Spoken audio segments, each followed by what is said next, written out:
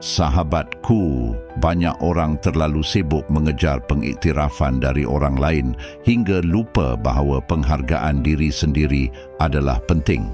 Jadi, bagaimana kita boleh mula menghargai diri sendiri? Izinkan saya berkongsi 6 cara yang dapat membantu kita lebih menghargai diri. Sebenarnya, terdapat banyak cara untuk melakukannya, sahabatku.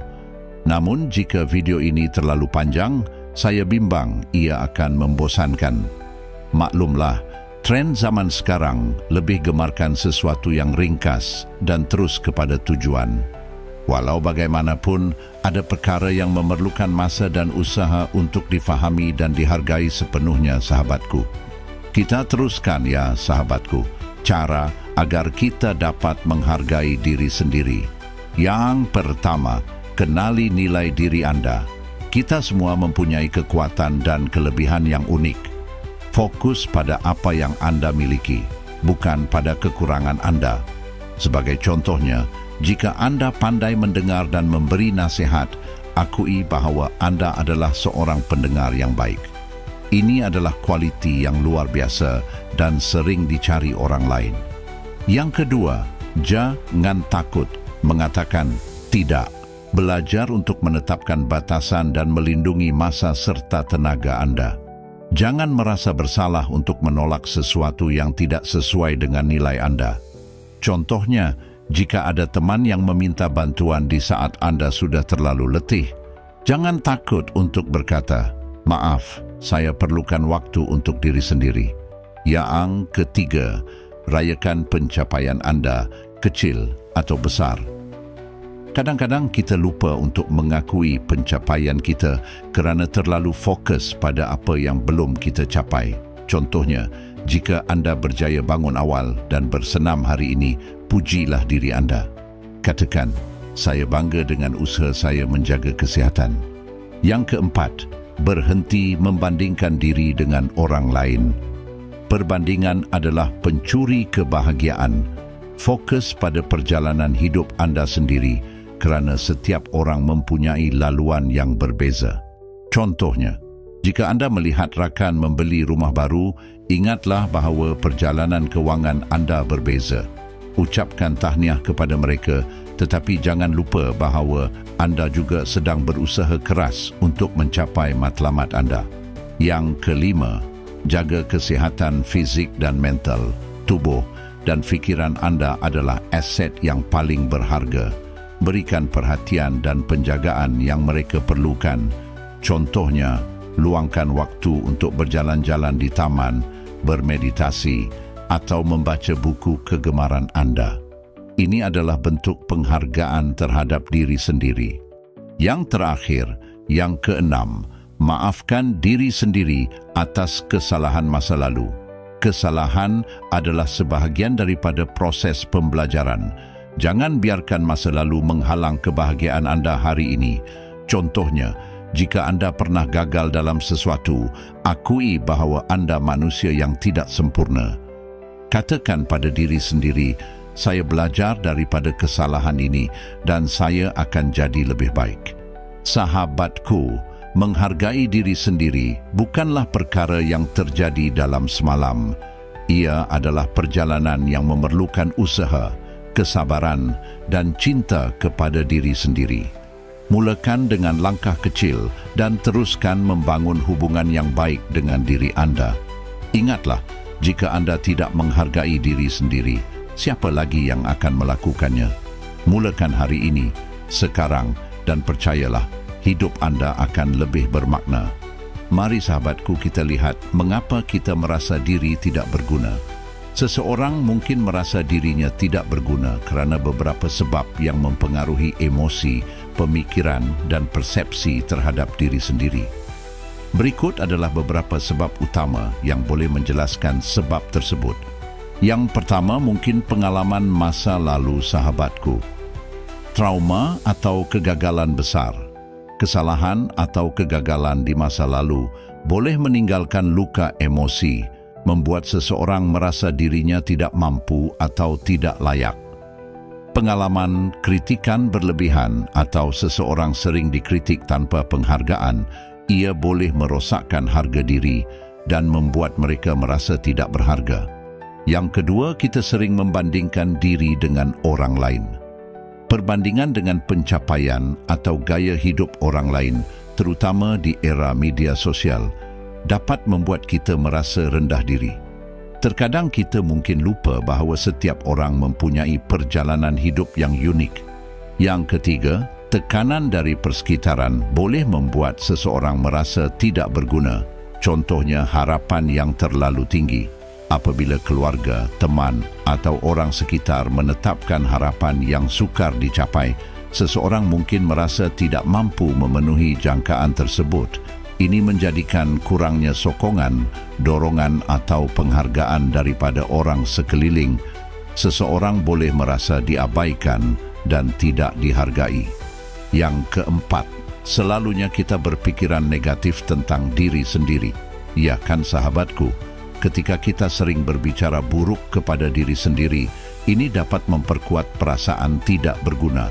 Terkadang perspektif perfeksionisme yang kita biasakan dalam diri, menganggap diri harus sempurna dalam segala hal, sehingga setiap kekurangan dianggap sebagai kegagalan besar, mendorong kita merasa tidak berguna.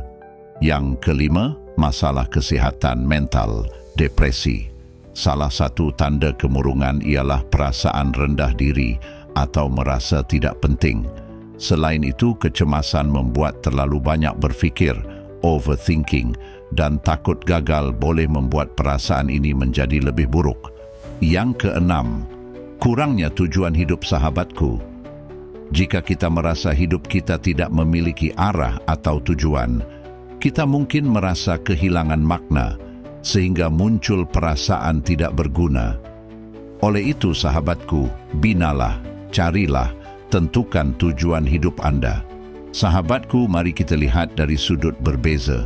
Menarik sekali sahabatku untuk melihat sesuatu dari sudut yang berbeza, yaitu perasaan tidak berguna. Walaupun secara umum ia dianggap sebagai sesuatu yang negatif, terdapat beberapa kebaikan tersembunyi jika kita melihatnya dari perspektif yang lain. Inilah beberapa kebaikan merasa tidak berguna. Yang pertama, rasa tidak berguna mendorong perubahan. Ketika seseorang merasa tidak berguna, ia boleh memulakan untuk mencari makna dan tujuan hidup. Kebaikannya, perasaan ini mendorong, membuat seseorang merenung apa yang sebenarnya penting dalam hidupnya. Contohnya, seseorang yang merasa tidak berguna mungkin mulai mencari cara untuk membantu orang lain yang akhirnya membawa kepuasan batin. Yang kedua, mengingatkan kita tentang kerendahan hati. Rasa tidak berguna dapat mengingatkan kita bahawa kita manusia biasa yang tidak sempurna. Ini membantu kita menghindari rasa sombong dan lebih menghargai bantuan orang lain. Contoh, seseorang yang pernah merasa gagal lebih cenderung bersimpati kepada mereka yang juga mengalami kesulitan. Yang ketiga, membuka peluang untuk pertumbuhan emosi. Mengalami rasa tidak berguna adalah sebahagian daripada proses pendewasaan.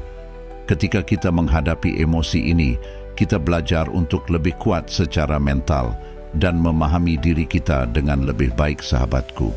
Contoh, setelah melewati masa sulit, seseorang mungkin menjadi lebih tangguh dan lebih prihatin. Yang keempat, mendorong kreativiti dalam mencari penyelesaian.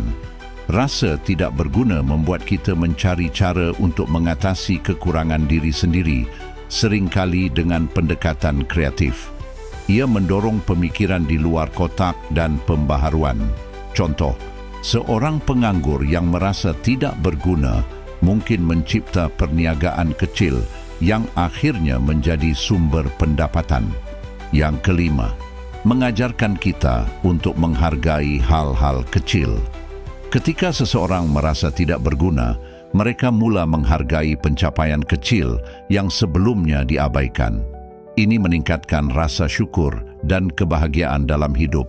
Contoh, setelah melalui masa sukar, bangun dari katil dan menyelesaikan tugas harian terasa seperti kemenangan. Yang keenam, menjadikan kita lebih peka terhadap orang lain. Orang yang pernah merasa tidak berguna biasanya lebih memahami perjuangan orang lain. Ini menjadikan mereka individu yang lebih prihatin dan penyayang.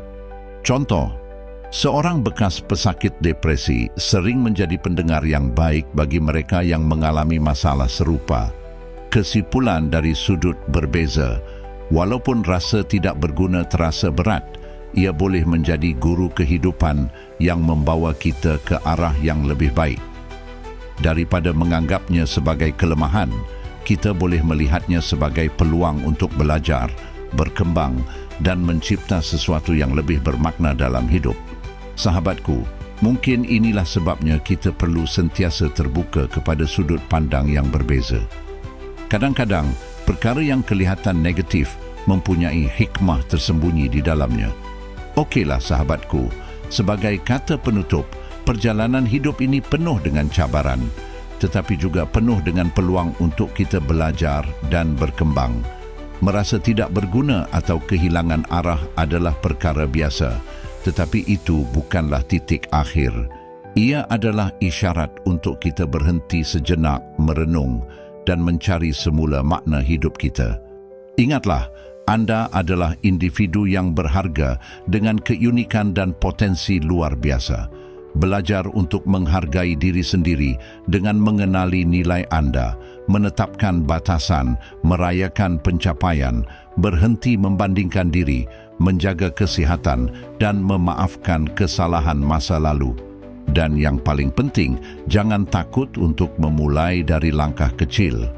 Kehidupan bukanlah tentang kesempurnaan, tetapi tentang bagaimana kita belajar mencintai dan menghargai perjalanan kita. Sahabatku, mari kita jadikan hari ini permulaan baru. Tanamkan dalam hati bahawa kita semua layak untuk bahagia, dihargai dan berjaya.